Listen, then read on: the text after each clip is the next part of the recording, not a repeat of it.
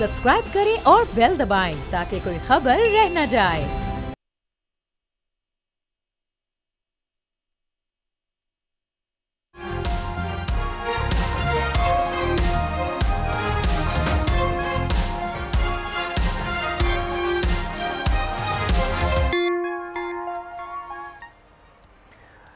नाज़रीन अस्सलाम वालेकुम। तब्दीली विद डॉक्टर दानिश के साथ हाजिर हैं। आज पीटीआई तहरीक इंसाफ का एक जलसा जो तकरीबन 5 दफ़ा मुलतवी किया गया और 8 सितंबर को ऐलान किया गया। ज़ाहिर है जलसा करना हर सियासी जमात का हक़ है, लेकिन पुरअमन जलसा कॉन्स्टिट्यूशन आइन जो है वो फ्रीडम ऑफ असम्बली की इजाज़त देता है। आइन का आर्टिकल 16 मौजूद है, लेकिन ये बात भी है कि कोई असला लेकर और कोई गलत तरीके से जलसा नहीं कर सकता। अब ये एक बड़ा तेज़ी से कानून आया है, कंट्रोवर्शियल कानून कहा जा रहा है कि regulation of public gathering in the federal capital area peaceful assembly and public order bill 2024 आया। इसकी क्यों ज़रूरत पेश आई और क्या ये एक्ट ऑफ पार्लियामेंट है, और अगर ये कानून है बना है तो क्या ये जो कॉन्स्टिट्यूशन है आर्टिकल 16 जो फ्रीडम ऑफ असम्बली की इजाज़त देता है उससे मुतसादम तो नहीं है। और ये जो कानून इतनी तेज़ी से बना कि सदर साहब ने भी फ़ौरन साइन कर दिया और इम्प्लीमेंट भी हो गया, तो ये खौफ और डर है पीटीआई के इस अहम तरीन जलसे से जो आपके फेडरल कैपिटल एरिया में नहीं होने देना चाह रही थी हुकूमत। तो एक तो इस इशू पे बात करेंगे, दूसरी तरफ है नैब का कानून, कोर्ट का फैसला आ गया। अभी कितना आइनी और कानूनी है, क्योंकि जो लास्ट फैसला हुआ था उन्होंने कहा था कि आइन के आर्टिकल 4, 9, 14, 24, 25 के ख़िलाफ़ है। प्रैक्टिस एंड प्रोसीजर एक्ट 2023 दफ़ा 5 जो ये है, कहते हैं कि जी उसके भी ख़िलाफ़ तो नहीं बन सकता। उन्होंने तो कहा आइन के ख़िलाफ़ वर्जी है। बहरहाल इस पर फैसला आ गया, तरमीम आ गई। अब तरमीम की बुनियाद पर इमरान खान साहब ने 190 मिलियन पाउंड की बरियत मांग ली है, और वो कहते हैं कि नैब तरमीम में काबीना के तमाम फ़ैसलों को तहफ़्फ़ुज़ हासिल है। नैब तरमीम के बाद एहतसाब अदालत का दायरे अख्तियार क्या बनता है, इस पर भी बात करेंगे। और अदालत का अख्तियार है तो ये बरियत की दरख्वास्त एक्सेप्ट होनी चाहिए, क्या होगा, इस पर बात करेंगे। हमारे साथ जो गेस्ट हैं हसन रज़ा पाशा साहब, माहिर क़ानून, साबिक chairman executive committee Pakistan bar council. आपका बहुत शुक्रिया सर, आपने हमें ज्वाइन किया। हाफिज़ एहसान अहमद साहब हैं, माहिर क़ानून हैं, उन्होंने भी हमें ज्वाइन किया है। और तीसरे हमारे गेस्ट हैं शौकत यूसुफ़ज़ई, रहनुमा है पीटीआई के, आपने भी हमें ज्वाइन किया है। मैं शौकत यूसुफ़ज़ई के पास पहले आ जाता हूँ कि सर दो चीज़ सामने आपसे पूछना चाहता हूँ। एक तो ये कि आपने जलसे का ऐलान किया, अभी जलसे की क्या स्टेटस है, क्योंकि मुतज़ाद राय आ रही है। दूसरा ये है कि इस जलसे के हवाले से फौरी तौर पर एक कानून बनाया गया है, और वो कानून peaceful assembly and public order bill 2024 के नोटिफिकेशन के बगैर अगर आपने जलसा किया तो 3 साल के लिए अंदर चले जाएंगे, और दूसरी दफ़ा किया तो फिर 10 साल के लिए चले जाएंगे। कैसे देखते हैं एक तो अपने जलसे को और इस कानून को सर? देखिए डॉक्टर साहब, पहली बात तो ये है कि सियासी लोग जो होते हैं, जमहूरी लोग जो होते हैं, वो अपोजिशन से खौफ नहीं खाते हैं। लेकिन यहाँ बदकिस्मती ये है कि जब हम पुरअमन जलसे की बात करते हैं तो इन पे जलजला तारी हो जाता है। आज आप देखें कहाँ पे जलसे की इजाज़त दी इन्होंने, और इजाज़त देने के बाद फिर कंटेनर लगाने का क्या जवाब बनता है, लोगों को कितनी तकलीफ दी। फिर जो है ना वहाँ जितने भी कैटरिंग वाले थे उनसे कहा कि जी पानी भी नहीं देना, खाना भी नहीं देना। जितने गेस्ट हाउसेज होटलें हैं उनको सबको बंद कर दिया कि जी किसी को आपने रहायश नहीं देनी। तो मतलब इस तरह ये तो देखें, इस मुल्क के अंदर पहली बात तो ये कि क्या जमहूरियत है। अगर जमहूरियत है, सियासी आज़ादी है, तो फिर इस तरह की कदगनें इस तरह के उसूल, ये उसूल जो आपने बयान, ये तो बात की बात है ना। पहले तो ये है कि लोगों को जलसे के लिए जाने तो दे ना। आप रोड बन के पूरी आवाम को, जिनका जलसे से वास्ता भी नहीं है, उनको भी आप तकलीफ दे रहे हैं। तो ये तो बिल्कुल इंसानी हकूक की वायलेशन हो रही है इस मुल्क में। तो सबसे पहले तो ये है कि ये गवर्नमेंट बताए कि इस मुल्क में जमहूरियत है या सिविल मार्शल है। आज आपने देखा कि खैबर पख्तूनख्वा के लोग सारे बेचारे सड़कों पे रह गए, वो जलसगा जगह ही नहीं थी वहां पे। मीलों जो है वो तकरीबन 1 घंटा 35 मिनट में पैदल चल के गया। तो इस तरह मैं समझता हूँ कि ये बहुत जाती है, आवाम के साथ भी जाती है। पॉलिटिकल पार्टीज को कम से कम अपनी आवाज पहुंचाने की इजाजत है। अगर नहीं है तो बता दे कि माशाल्लाह है, बस ठीक है, बात खत्म हो जाएगी। लेकिन मैं ये समझता हूँ कि जी लेकिन सर, माजी में जब आपकी हुकूमत थी तो कई ऐसे ऑर्डर हमने भी देखे थे जो मुख्तलिफ लोग जलसा करते थे, जिसमें कैटरिंग वालों को मना किया गया, ट्रांसपोर्टर को रोका गया, काफ़ी ऐसी चीज़ें मौजूद थी। तो ये हर सियासी जमात ऐसा अमल क्यों करती है जबकि कॉन्स्टिट्यूशन उनको इजाज़त देता है हर सियासी जमात को हर जगह जलसा करने की? हमारे दौर में किसी को मना नहीं किया गया। हमारे दौर में लॉन्ग मार्च में, ग्रैंड मार्च में, हमने तो किसी को नहीं रोका। देखिए, ये हुकूमत की रिस्पॉन्सिबिलिटी होती है अमन अमान बरकरार रखना। लेकिन ये जो सस्ताई हुकूमत है, ये तो अमन अमान पैदा करने के लिए बनी है। ये तो आप देखें, पूरा मन से वो होंगे, उसके आगे कंटेनर रखा होगा। अब लोग जो है ना, और फिर सारे जो, यानी जिस अंदाज से आज हम पहुंचे हैं जलसा के लिए, तो आप सोचें यार, ये इस तरह, मतलब ये कि हम तो पूरा मन थे, हमने कोई किसी ने पत्थर नहीं फेंका, वैसे ही खौफजदा है। पहले से ही बताते हैं कि जी देखें ये तो दहशतगर्द हैं, ये तो देखें फला। आपने इतनी इस्लामाबाद से इतने दूर आपने जलसे की इजाजत दी और फिर उसके बावजूद फिर भी खौफ। तो पहले तो अपने अंदर से खौफ दूर करे। और खौफ किस चीज का है? खौफ इस चीज का है कि नाजायज हुकूमत है, फॉर्म 47 की हुकूमत है। अगर ये अवामी हुकूमत होती तो अपने अवाम से कोई डरता है? अपनी अवाम से ये खौफजदा है और ये खौफ इनका हमेशा रहेगा। अच्छा, ये बताएं सर, आपका जलसा क्या, क्योंकि जाहिर है मैं इस वक्त यहाँ स्टूडियो में हूँ, आप तो 1.5 घंटा चल के गए, आपका जलसा उस मुकाम पे हुआ जहाँ इजाज़त दी गई थी? लोग आए वहाँ? देखे आए क्या, वहाँ तो जगह ही नहीं थी लोगों की। अच्छा, सारे तो उससे ज्यादा तो लोग बाहर खड़े थे। मतलब ये कि देखें, जहाँ जलसा करना चाहते थे नहीं थी इन्होंने इजाजत। इन्होंने रातों रात जगह चेंज की। लेकिन हमने, चूंकि हम जलसा करना चाहते थे, पुरअमन जलसा करना चाहते थे, हमने कोई वो नहीं किया। हमने कहा ठीक है, आप जहाँ आपको सूट करे वो जगह हमें दे दे। इसके बावजूद कंटेनर खड़े किए, इसके बावजूद इस पर ये खौफ है। खौफ, अगर आप कहते हैं ये बहुत बड़ा खौफ है, और जाहिर है मैं जरा सा देखिए, मेरे साथ बहुत सारे चैनल्स के लोग थे। दुनिया टीवी था, बोल वाले थे, समा था, एयरवाई था, जियो था, सबसे मेरी बात हुई है।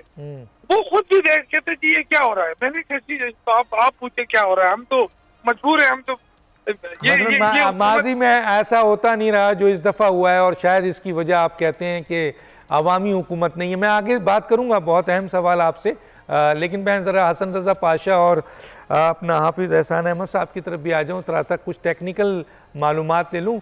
जी सर, आप हसन रज़ा पाशा साहब, ये जो कानून आया है जिसका जिक्र मैंने किया, peaceful assembly and public order bill 2024, ये एक्ट ऑफ पार्लियामेंट है, एक तो मुझे ये बताइए, और दूसरा ये है कि इतनी तेज़ी से ये बिल आया है, लोग इसे कह रहे हैं, खुद कानूनी है, कुछ लोग कहते हैं ये कंट्रोवर्शियल बिल है बहुत ज़्यादा, और फिर आइन के आर्टिकल 16 में तो फ्रीडम ऑफ असेंबली है, उसमें तो बयान बताया हुआ है, तो ये इस बिल की क्या ज़रूरत थी सर? बिस्मिल्लाहिर्रहमानिर्रहीम। डॉक्टर साहब, आपकी बात बिल्कुल दुरुस्त है कि ये बिल जिस उजलत में ये बनाया गया और सदर मुमलिकत ने इस पे सिग्नेचर्स कर दिए और वो एक्ट ऑफ द पार्लियामेंट बन गया, लेकिन अफसोस ये है कि ये आर्टिकल 16 की सरीयन खिलाफ वर्जी मुझे लग रही है, उसके अगेंस्ट है, कॉन्स्टिट्यूशन के बेसिक स्ट्रक्चर के खिलाफ है। क्या पॉलिटिकल पार्टीज को आप असेंबल होने से रोकेंगे, एहतजाज से रोकेंगे, तो ये आर्टिकल 16 की खिलाफ वर्जी बनती है। अब देखना यह है कि किन जलसों को आपने रोका। हाँ, जिन जलसों में दहशतगर्दी का खतरा हो, लोग असले से लैस हो, धमकी आमेज बातें की जाएं और हुकूमत को धमकियां भी दी जाएं कि हम चढ़ दौड़ेंगे, इस्लामाबाद पर चढ़ दौड़ेंगे, उनकी हद तक तो ठीक है, लेकिन पॉलिटिकल पार्टीज की जो पीसफुल असेंबलीज और जलसे हैं उनको इस डोमेन में लाना वो कोई मुनासिब बात नहीं है। और जिस सूरत से ये मंजूर किया गया, ये खुद ये बता रहा है कि इसमें कुछ ऐसी चीजें आ गई जिसको वो फौरी तौर पे लाना चाहते थे, और ये आज के जलसे की बात नहीं है। दूसरी तरफ अगर देखें डॉक्टर साहब, तो बड़ी इंपॉर्टेंट बात है कि जो इस्लामाबाद के बासी हैं वो रोज रोज इन कंटेनर से तंग आ चुके हैं। हमें भी रोजाना सुप्रीम कोर्ट जाना पड़ता है, कॉन्स्टिट्यूशन एवेन्यू पे जाना पड़ता है, और जो रास्ता हमारे घर से वहां तक 30 मिनट्स का होता था वो इन कंटेनर्स की वजह से 1.5 से पौने 2 घंटे लग जाते हैं। तो ये क्या आम शहरी इससे तंग नहीं आ रहे? आज जलसे की इजाजत आपने दे दी संगजानी पे, और क्या प्रपोजिशन थी, क्या जवाब था कि शहरियों को जो आमदोरफ्त में तकलीफ होती है उसको रोकने के लिए हमने वहां जो है वो इजाजत दी है। लेकिन आपके इस एक्ट से जो आपने कंटेनर लगा दिए, जगह जगह हाईवेज, मोटरवे और जीटी रोड बंद कर दिए, ये भी कोई इतनी अच्छी बात नहीं है। और पब्लिक एट लार्ज आपके उसकी सोच, उसकी फिक्र आपके इन एक्ट्स के खिलाफ जा रही है। और यही 2, 4, 5 नहीं 20 ऐसी चीजें हैं जिनकी वजह से रिजेंटमेंट के तौर पे पीटीआई के साथ लोग डिवर्ट हुए और उन्होंने तमाम तरह हमदर्दियां उधर की हैं। अभी भी मैं समझता हूं कि जो मनसदे इक़्तिदार पे या जो असल कॉरिडोर है ताकत के, उनको ये जरूर सोचना चाहिए कि कुछ कहीं पे ऐसी गड़बड़ है कि जिसकी वजह से जो भी उनका एक्ट होता है वो बाउंस बैक हो जाता है, और इतनी शिद्दत से बाउंस बैक होता है कि वो संभाल नहीं जाता। देखिए ये सारी चीजें ठीक, ये सारी चीजें आप देखें 200 केसेस जनाब इमरान खान साहब के बनाने पे क्या तुक बनता था, जो 10-10, 12-12 की। चले मैं क्योंकि ये जरा रिलेटेड नहीं है, मुझे जरा दूसरे साथी को भी टाइम देना है, लेकिन आप सही है, ये इसका मतलब आपकी बातों से ये लग रहा है जो शौकत यूसुफजई ने कहा कि ये अवामी इज्तिमा से ये गवर्नमेंट घबरा गई है और घबरा कर ये उजलत में कानून लाई है जो ऑलरेडी आइन की भी खिलाफ वर्जी है, फंडामेंटल राइट्स की खिलाफ वर्जी है, और ये खौफ है बहरहाल, और एक बहुत दूर के एरिए में देने के बावजूद कंटेनर का इस्तेमाल। जी एहसान साहब का भी ज़रा पॉइंट ऑफ व्यू ले लेते हैं। हाफिज़ एहसान अहमद साहब क्या समझते हैं सर इस कानून को कि वाकई ये फंडामेंटल राइट्स की खिलाफ वर्जी कानून बना है और इसकी ज़रूरत थी नहीं थी, और अगर फ़र्ज़ कीजिए बन गया था और ये नोटिफिकेशन हो गया और उजलत में सब कुछ हुआ और फिर जगह भी बहुत दूर दी गई, उसके बावजूद भी कंटेनर क्या कहेंगे सर? बिस्मिल्लाहिर्रहमानिर्रहीम। डॉक्टर साहब आप या मेरे दोस्तों ने जो बात की है उसके 3 एस्पेक्ट्स हैं। एक उसका एस्पेक्ट ये है कि क्या जो लॉ बना है वो आर्टिकल 17 जो कॉन्स्टिट्यूशन का है, जो freedom of association, freedom of assembly, या आप किसी भी पॉलिटिकल पार्टी को ज्वाइन कर सकते हैं, उसकी ये वायलेशन है। दूसरा सर ये आर्टिकल 16 है या 17 है? आर्टिकल 16 है या 17 है? मुझे जरा सा गाइड कीजिए क्योंकि मैंने जो पढ़ा है वो आर्टिकल 16 है। जरा काइंडली देख लें। एवरी सिटीजन, मैं लिख पढ़ लेता हूँ sir, freedom of assembly, every citizen, जरा सा तस्हीह हो जाए, every citizen shall have the right to assembly peacefully and without arms subject to any reasonable restriction impose by the law in the interest of public order. ये तो 16 है sir. 17 है freedom of association. जी, every citizen shall have the right to form association of union subject to any reasonable restriction imposed by law in the interest of sovereignty of or integrity of the sovereignty or integrity of the Pakistan public order of the morality फिर उसके बाद आ जाता है। तो ये 16 भी है sir, freedom of assembly. जी डॉक्टर साहब बात ये है कि जो इस वक्त जिस कॉन्टेक्स्ट में बात की जा रही है वो है पाकिस्तान के अंदर जो पॉलिटिकल पार्टीज़ जो है जो जलसे करती हैं, और जो जलसे करती हैं उस कॉन्टेक्स्ट में बात है। बाकी पाकिस्तान के 4 आर्टिकल रेलिवेंट है। आर्टिकल 16 ये है कि मैं किसी भी जगह जाके प्रोटेस्ट करता हूँ। आर्टिकल 17 ये है कि मैं किसी पॉलिटिकल पार्टी एसोसिएशन को ज्वाइन कर सकता हूँ। आर्टिकल 19 ये है कि मुझे फ्रीडम ऑफ इंफॉर्मेशन या मुझे ये राइट है कि मैं किसी चीज़ को पूछ सकूँ। और आर्टिकल 19A जो आया 18th अमेंडमेंट के अंदर, उसके अंदर हमने डाल दिया है कि जो स्टेट एक्ट्स हैं उसके मुतालिक भी इंफॉर्मेशन लेना जो है मेरा फंडामेंटल राइट है। अब डॉक्टर साहब इसका दूसरा एस्पेक्ट ये है कि दुनिया के जिन ममालिक के अंदर भी डेमोक्रेसी है, उन ममालिक के अंदर जहाँ जहाँ कैपिटल्स के अंदर इस तरह के आपके फ्रीक्वेंट्स जो हैं वो प्रोटेस्ट होते हैं, रैलीज होती हैं, उसको उन्होंने किसी न किसी लॉ के अंदर रेगुलेट किया होता है। और आर्टिकल 16 या आर्टिकल 17 या आर्टिकल 19 भी है, सब्जेक्ट टू लॉ है कि कोई भी लॉ उसकी जो स्पिरिट है उसको वायलेट किए बगैर जो है उसको रेगुलेट कर सकता है। अब इसके अंदर जो कानून जो है, चूँकि हम अक्सर एग्जांपल्स देते हैं, वो बरतानिया की देते हैं चूँकि वो एक मदर ऑफ डेमोक्रेसी है। उनके मुल्क के अंदर जो आपका है, जो हमारा आया है peaceful assembly and public order act आया 2024 जो है, उनका है पब्लिक ऑर्डर एक्ट जो है 1986 का है।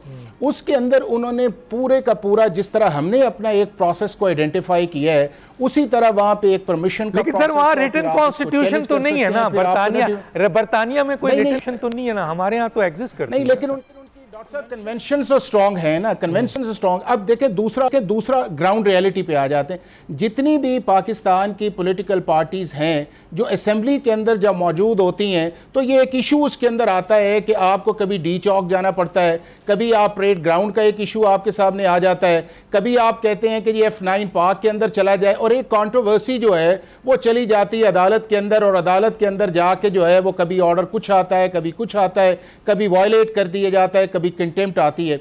तो ज़रूरत तो इस चीज़ के अंदर थी कि अगर आपने अपने कैपिटल के अंदर करना, और हमारे पास ये एग्जांपल्स भी हैं कि यहाँ पे बड़े बड़े हेड ऑफ स्टेट्स के विजिट्स जो हैं इन्हीं प्रोसेशंस और इन्हीं की वजह से आए हैं। अभी आप देखें ना कि हमारे मुल्क के अंदर SOC की एक कॉन्फ्रेंस होने वाली है जिसके अंदर दुनिया के दूसरे ममालिक के लोग भी आएंगे। अभी बांग्लादेश की टीम आई थी, आप एक कंटेनर्स भरमार लगी हुई। इंप्रेशन क्या देना चाहते हैं? दुनिया ने भी इसी तरह एड्रेस किया है कि अगर आप प्रोसेशन करना चाहते हैं, आप इकट्ठे होना चाहते हैं, आप उन एरियाज को नोटिफाई कर दें। और मैं ये समझता हूं कि अगर ये नोटिफाई कर दिया गया है कुछ ऐसे एरियाज के अंदर कि जहां के ऊपर आप जाके अपना प्रोसेशन करें, अपना असेंबली करें, और उसके बाद एक जो भी आपका SOP बनता है उसके बाद आप डिस्पर्स कर दें, तो इससे कम अज़ कम आपका जो एक एडमिनिस्ट्रेटिव एरिया है, या उसके बाद आपका ये है कि जो अदालत के अंदर अननेसेसरीली चीज़ें जाती हैं, और तीसरा ये है कि कम अज़ कम जो हमने कभी रेड जोन को कभी एक एरिया की तरह आइडेंटिफाई किया है, फिर हमने उसको एक्सटेंड जो 0 पॉइंट तक कर दिया है। मैं यहाँ पर आपने बड़ी अच्छी, मैं आपको यहाँ रोकूंगा क्योंकि ब्रेक आ गया है, ब्रेक बहुत ज़रूरी है, लेकिन मैं आपको कंटिन्यू करूँगा 1-2 सवाल से जो आप ही के हैं, और पूरा मौका दूंगा इस पे कि आप अपना पॉइंट ऑफ व्यू दें। एक छोटे सा ब्रेक लेते हैं नाज़रीन, फिर वापस आते हैं।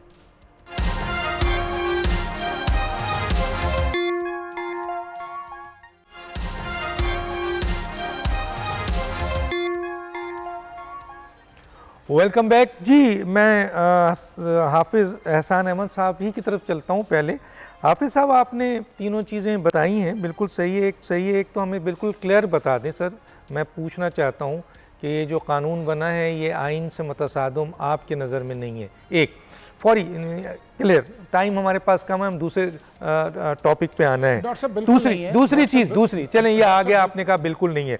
दूसरा ये बता दें सर कि ये जो बातें आपने कही हैं बिल्कुल सही है। रेड जोन है, इस्लामाबाद है, वहाँ के लोग हैं बहुत अहम है, बड़ी सर्विसेज, बड़े वज़ीर आज़म आते हैं, दुनिया के लोग आते हैं, वो सब डिस्टर्ब होते हैं सर। लेकिन ये कानून जो है वो 8 सितंबर के जलसे को देखकर बनाया गया है, बड़ी उजलत में बनाया गया है, और नोटिफाई हुआ है कि जी आप इस्लामाबाद से दूर जो है वो जलसा कर लें। वहाँ पर भी आपने इनको जलसा करने नहीं दिया, कंटेनर पे मार धाड़ शुरू कर दी। इसके ऊपर सर आपके पास 1 से 1.5 मिनट है, कमेंट्स करें सर। डॉक्टर साहब, एक तो ये है कि जो आर्टिकल 16 या 17 के ख़िलाफ़ ये बिल्कुल कानून नहीं है, ना ये फ्रीडम ऑफ एक्सप्रेशन को, ना फ्रीडम ऑफ एसोसिएशन को, ना ये फ्रीडम ऑफ स्पीच को रोकता है, बल्कि उस प्रोसेस को रेगुलेट करता है कि अगर आपने इन चीज़ों को एक्सप्रेस करना है तो ये वो नोटिफाइड एरिया है जहाँ पर आप जा सकते हैं, और उसके लिए जो आपने परमिशन करनी है उसका एक लॉ का प्रोसेस है जो अडॉप्ट करना है। जो पहले वर्बली एक डीसी के पास हम एक एप्लीकेशन देते थे, क्या पता कोई लॉ नहीं था, कोई रेगुलेशंस नहीं था, डीसी की मर्जी थी, वो देता था नहीं देता था, अगला फोरम नहीं था, फिर हम रिट के अंदर चले जाते थे। तो अब ये है कि डीसी के बाद कमिश्नर है, कमिश्नर के बाद इंटीरियर मिनिस्ट्री है, और उसके बाद नहीं है तो फिर हाई कोर्ट है।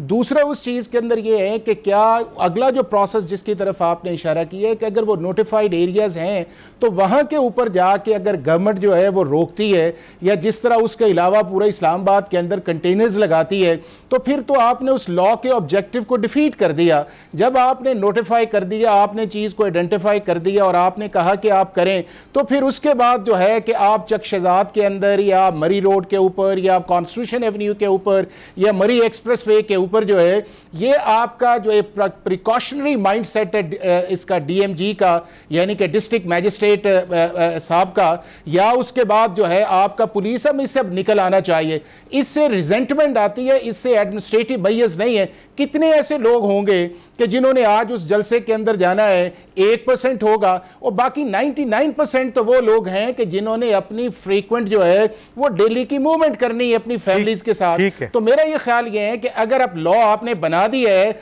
नोटिफाई कर दी है, उसको इंप्लीमेंट करें, और उसके बाद मेक श्योर करें कि इस्लामाबाद के अंदर जो है इस तरह की अननेसेसरीली जो है वो ब्लॉकेट जो है वो नहीं आनी चाहिए, और लोगों को इस तरह हैरेस नहीं करना चाहिए। बहुत अच्छी बात की। खौफ है सर, खौफ है, हुकूमत बड़ी खौफ सदा है। बहरहाल जनाब शौकत यूसुफजई साहब, मेरी आवाज आ रही है?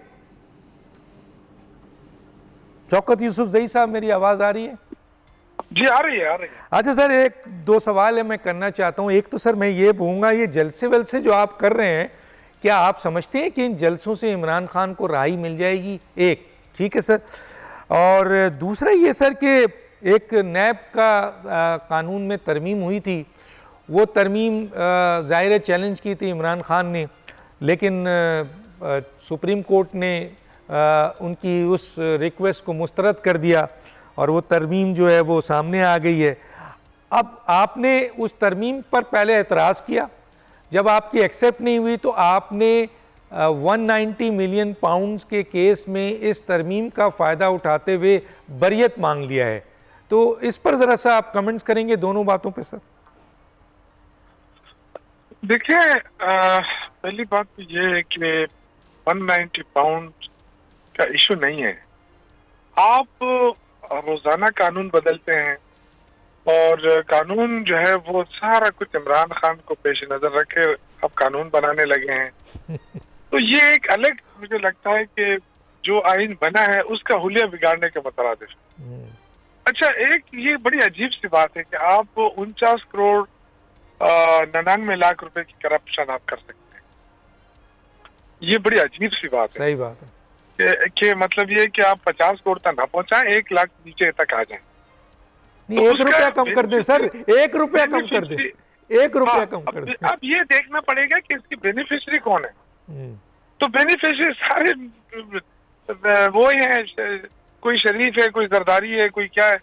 तो इससे जो है ना, देखिए पाकिस्तान के अवाम को या तो फिर नेब खत्म कर दें। आपने बनाया किस लिए इसको?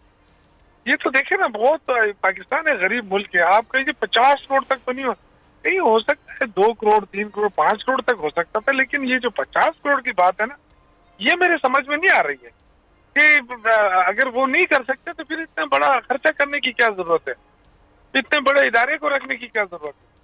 तो ये हम ये समझते थे कि जाती है, लेकिन अगर आपने बना लिया है कानून तो फिर तो आप जाहिर है फिर तो उसका जो फायदा है वो सिर्फ जरदारी और शरीफ फैमिली को तो नहीं होना चाहिए ना, इमरान को कानून आपने बना लिया। सही बात है। हम तो देखिए आज भी हम कहते हैं कि ये जाती है, ये पाकिस्तान के अवाम के साथ बड़ी जाती है। इतना गरीब मुल्क जो अपना कर्जा नहीं अदा कर सकता, जो IPPs को खा रहा है, IPPs जैसे इदारे बनाकर वो पाकिस्तान की मईशत को खा रहा है। ठीक, आपने अपने PIA को सेल पे लगा दिया, स्टील मिल को कर दिया, सब कुछ कर, आपके पास क्या रह गया है?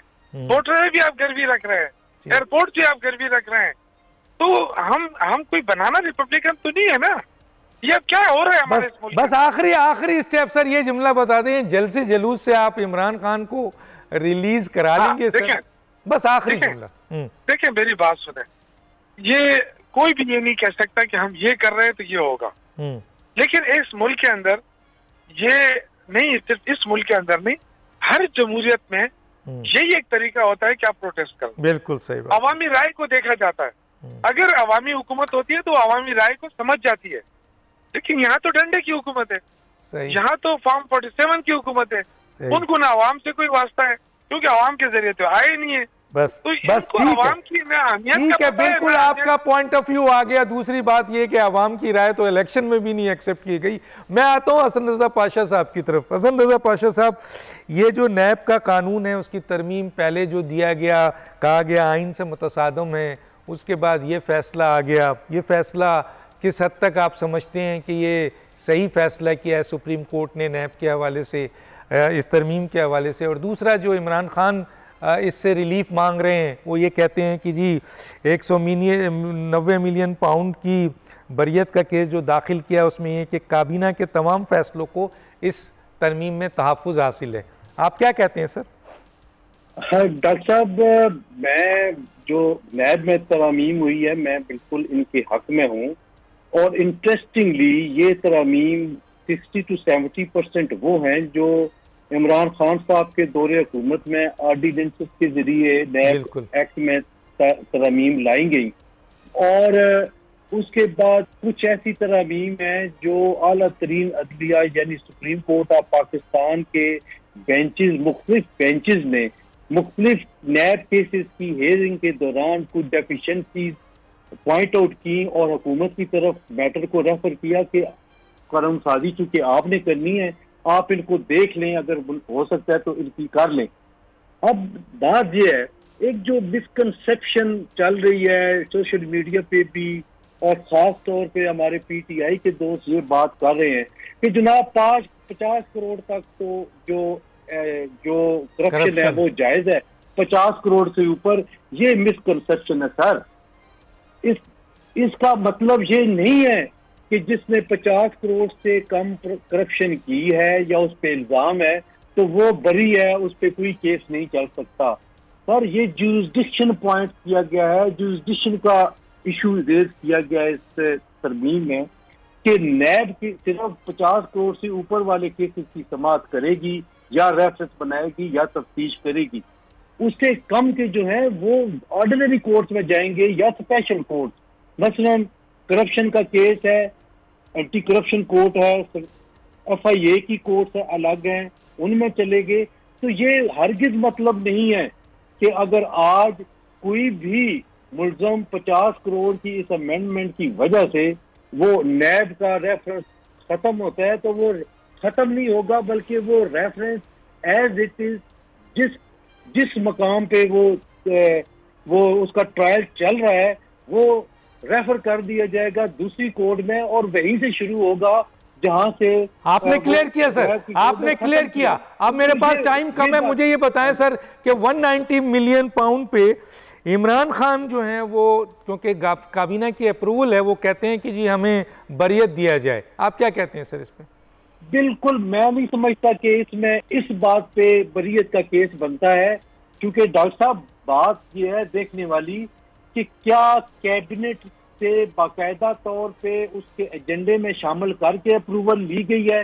तो जो शहादतें नैब ने रिकॉर्ड कराई हैं वो कुछ मिनिस्टर्स ने भी आके ये कहा है कि हमें बंद लिफाफा बताया गया, नहीं दिखाया गया, कैबिनेट के एजेंडे में ये चीज शामिल नहीं थी, इसलिए इसको कैबिनेट की अप्रूवल किसी तौर पे अपरेंटली जो इस वक्त जो सामने हमारे सामने अवेलेबल एविडेंस है इसकी बुनियाद पे हम ये कह सकते हैं कि ये कैबिनेट की बाज़ाब्ता अप्रूवल नहीं थी, ना तो ये एजेंडे में शामिल था, ना ही वो डॉक्यूमेंट वो कैबिनेट के मेंबरान के रूबरू पेश किया गया, ना उस पे कोई एक सवाल और उसके बाद मैं जाऊंगा एहसान साहब की तरफ। एक सवाल और बता दें कि एहतसाब अदालत का दायरा इख्तियार है इस तरमीम के बाद?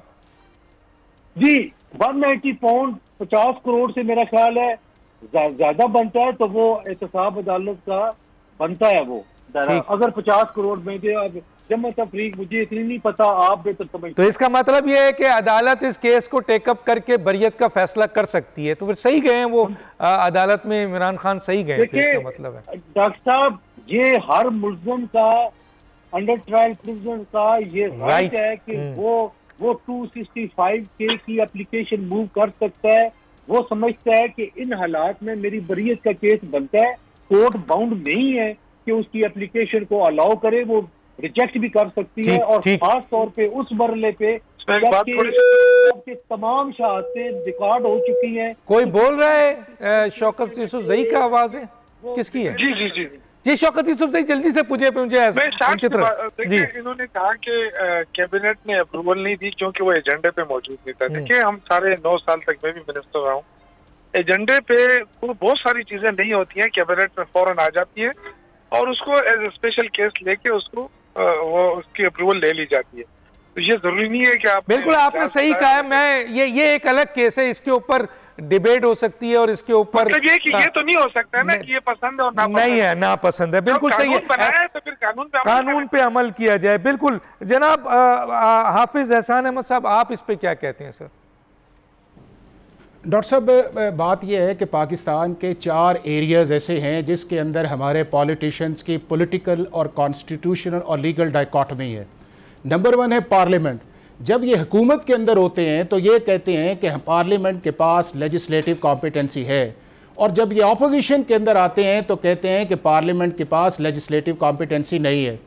नैब के ऊपर जब ये हुकूमत के अंदर होते हैं तो जब ये अमेंडमेंट करते हैं तो हम कहते हैं ठीक है। अब नैब के इस केस के अंदर 28 दिसंबर 2019 को प्रेसिडेंट अलवी ने एक ऑर्डिनेंस जारी किया था और उसके अंदर तकरीबन 20 के करीब अमेंडमेंट्स थी। उसी के अंदर ये 500 मिलियन का फिगर आया है। उस अमेंडमेंट के अंदर ये था कि 500 मिलियन से कम जो है वो नैब जो है वो इन्वेस्टिगेट नहीं कर सकता। आप जरा वो देखें। उसके बाद 2021 के अंदर आया, उसी अमेंडमेंट के अंदर आया कि कैबिनेट का जो डिसीजन है उसको अंडू नहीं करना चाहिए, और फॉर्मर प्राइम मिनिस्टर ने कहा कि हमारा जो गवर्नेंस है और हमारा जो सारा सिस्टम है वो इस नैब की वजह से बैठ गया है, हम कारोबार नहीं कर सकते, ब्यूरोक्रेट साइन नहीं कर सकते। और 20 के करीब वो अमेंडमेंट्स आई थी, लेकिन चूंकि पॉलिटिकल डाइकोटमी थी लिहाजा उसको एक्ट ऑफ पार्लियामेंट की तरफ नहीं लेके जाया गया। तीसरी हमारी कॉन्स्टिट्यूशनल और पॉलिटिकल डाइकोटमी और लीगल ये है कि अगर अदालत हमारे हक में फैसला करे तो अदालत ठीक है, और अगर अदालत हमारे खिलाफ फैसला करे, वही जज करें, तो वो हमें अच्छे नहीं लगते। और चौथी हमारी इस्टेब्लिशमेंट है। अगर हम हुकूमत के अंदर आते हैं तो हम कहते हैं इससे अच्छी तो इस्टेब्लिशमेंट ही कोई नहीं, इससे अच्छा तो आर्मी चीफ ही कोई नहीं है, और इससे अच्छी जो है हमें सपोर्ट ही कोई नहीं है। और जब हम बाहर निकलते हैं तो हम कहते हैं कि देखें जी आर्मी को, ये एस्टैब्लिशमेंट को अपने कॉन्स्टिट्यूशनल रोल के अंदर रहना चाहिए।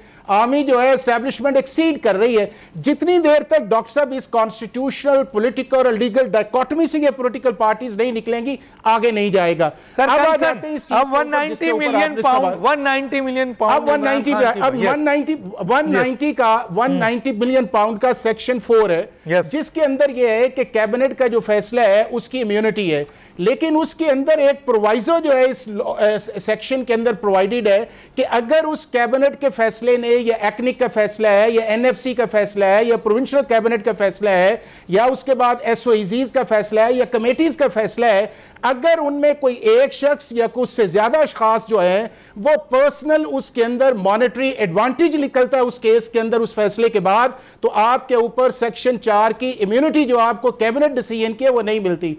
अब इस केस ये कौन डिसाइड कौन करेगा? ये डिसाइड कौन करेगा कि इस केस में पर्टिकुलर? ये पहले तो ये है, पहले तो डॉक्टर साहब पहले तो यह है कि लॉ के अंदर ये इनबिल्ट लिखा हुआ है कि जिसको मॉनेटरी बेनिफिट है वो सेक्शन 4 का एडवांटेज कैबिनेट का नहीं ले सकता। अब अगर मामला जो है वो अदालत के अंदर चला गया है, और अदालत के अंदर इस वक्त 2 रेफरेंसेस हैं, एक आपके पास 190 मिलियन का रेफरेंस है, दूसरा है अलकादिर ट्रस्ट का जिसके अंदर वो जमीन है। अब अदालत ये फैसला करेगी कि क्या उस कैबिनेट के फैसले के बाद जो गेन है वो है या नहीं है। अगर अदालत इस नतीजे पे पहुंचती है कि अलकादिर ट्रस्ट एक इंडिपेंडेंट ट्रांजैक्शन है तो फॉर्मर प्राइम मिनिस्टर को इसका एडवांटेज मिलेगा, और अगर वो कहते हैं कि ये रेसिप्रोकली वो एक चीज है तो सेक्शन 4 का कैबिनेट का नहीं मिलेगा। लेकिन मैं ये समझता हूं कि ये मामला अल्टीमेट इसी पॉइंट के ऊपर सुप्रीम कोर्ट के अंदर जाएगा कि इन दो रेफरेंसेस की मौजूदगी के अंदर क्या फॉर्मर प्राइम मिनिस्टर 265K के नीचे अप्लाई कर सकती हैं या नहीं है। लेकिन दूसरा डॉक्टर साहब इंपॉर्टेंट ये है कि आप उस हाई मॉरल ग्राउंड के अंदर जो है सुप्रीम कोर्ट ऑफ पाकिस्तान के अंदर गए हैं, उन इश्यूज को लेके गए हैं। नंबर 1 कि जिसको आपने अपने दौर के अंदर थ्रू ऑर्डिनेंस लेके आए, ठीक है, वो तो वहां डिस्कस होगा। आखिरी एक जुमला सर, क्या ये तरमीम के बाद अदालत का इस्तेहकाक बनता है, जुरिडिक्शन बनती है? बस आखिरी 20 सेकंड बाकी है। नहीं, बिल्कुल अदालत की जुरिस्डिक्शन बनती है। 265K की जो एप्लीकेशन आई है वो अदालत ने ही फैसला करना है ना। अगर अदालत कहती है कि मेरी जुरिस्डिक्शन नहीं है तो इनकी बात मान ली जाएगी, और अगर अदालत कहती है कि मेरी जुरिस्डिक्शन है और नैब इसको अपोज करता है तो मामला जो है वो डिसाइड जो भी होगा वो हाई कोर्ट में जाएगा, और अगर हाई कोर्ट से कोई एग्रीव्ड होता है नैब ये तो मामला अल्टीमेट सुप्रीम कोर्ट। ठीक है सर, बहुत शुक्रिया आपका। एहसान अहमद साहब, शौकत यूसुफजई साहब, हसन रजा पाशा साहब। वक्त खत्म हो जाता है, डॉक्टर दानिश को इजाज़त दीजिए। अल्लाह हाफिज़।